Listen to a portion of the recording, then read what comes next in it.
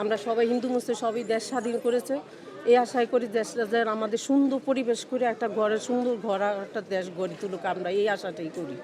না, আমি এই প্রথম দিলাম এরকম কোনো ভোটে, এই প্রথম দিলাম। এই যে প্রথম কেন্দ্রে গিয়ে বুঝতে পারি না যে এইরকম ভোট তো দেয়নি, এই প্রথম দিলাম। দীর্ঘদিন আগেও ভোট দিয়েছি, কিন্তু আসলে কি সকালবেলা দিতে পরিবেশ থাকে, তারপরে তো কী হবে আমি জানি না পরিবেশটা কীরকম দাঁড়ায় গিয়ে। এখন খুব শান্ত পরিবেশ ভোট দিতে পারছে, নিজে খুব ধন্য মনে করতেছি কি। আচ্ছা, এর আগেও ভোট দিয়েছেন, হ্যাঁ হ্যাঁ আজকে দিলেন, হ্যাঁ। কিছু মিলে কি প্রত্যাশা থাকবে আবার নতুন আপনার পছন্দের প্রার্থীর কাছে? না, আগেও ভোট দিয়েছি, এখন ভোট দিতেছি। এখন আসলে কি সত্যি কথা বলতে কি, আমরা সবাই কথা বলি যে আজকে দেশ এইটা করবো ওইটা করবো, বাস্তবে কতটুকু করবে সেটা আমি জানি না। হ্যাঁ, এখন আমরা সরকারের কাছে প্রত্যাশা করি সুন্দরভাবে দেশটা গড়ে তোলার জন্য। আমাদের হিন্দু মুসলিমদের কোনো ভেদাভেদ থাকবে না। আমরা এই দেশে সবাই নাগরিক, আমরা সবাই হিন্দু মুসলিম বৌদ্ধ খ্রিস্টান সবাই দেশে প্রাণ দিয়েছে।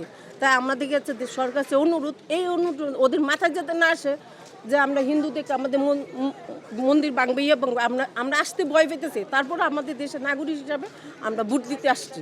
আমরা এই দেশের নাগরিক হিসাবে আমাদের অধিকার আছে, সেটা আমরা প্রত্যাশা করতেছি।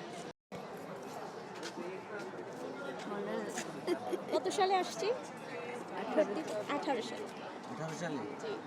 আসছিলেন পারবেন আপনি? হ্যাঁ, ওই যে কামরাসে আসছিল। কামরুন্নাসা, এই যে উনি তো জি জি।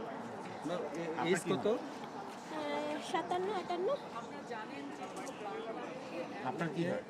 আমার ননাস হবে, আমার হাজবেন্ডের বড় বোন। দীর্ঘ 18 বছর পরে আমি আমার ভোট প্রয়োগ করতে পারতেছি, সেই জন্য আমি অত্যন্ত খুশি। জি, আমি এই বিগত 91-এ শেষ ভোট দিয়ে গেছি, এরপর আর পারি নাই।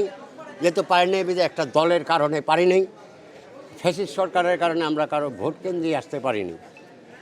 আলহামদুলিল্লাহ এই বিগত এত বছর পরে ভোট শান্ত সুষ্ঠুভাবে আনন্দ পরিবেশে হচ্ছে, তার জন্য আমরা অত্যন্ত খুশি। আমরা আশা করব বিগত আমলে যে সরকারি আসুক, উনি যাতে এই ইলেকশনের পরিস্থিতিটাকে এইভাবে শান্ত শৃঙ্খলা সুন্দরভাবে রাখে, যেন বাংলার জনগণ 5 বছর পর পর আনন্দের সাথে ফুর্তির সাথে ভোট দিতে পারে।